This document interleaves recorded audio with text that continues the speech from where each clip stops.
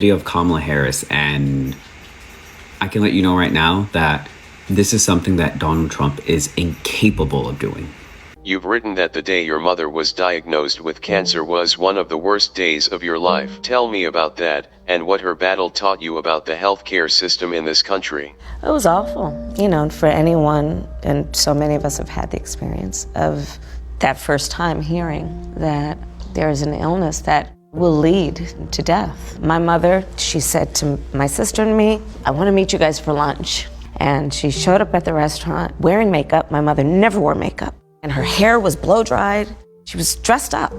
And I looked at my sister, I said, what is going on? And my mother walked to the table and she took our hands and she said she'd been diagnosed with colon cancer.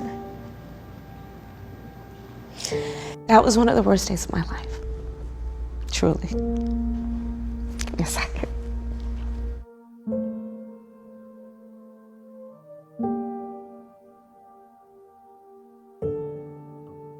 Audie, I knew this was gonna happen.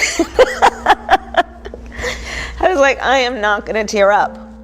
I promised myself I was not gonna tear up. Every single message Trump conveys is about hate.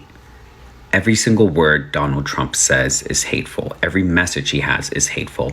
Everyone he surrounds himself with is filled with hate. And they use that hate to instill fear in you, to make you fearful of your neighbor, to make you fearful of your community, to make you fearful of the world.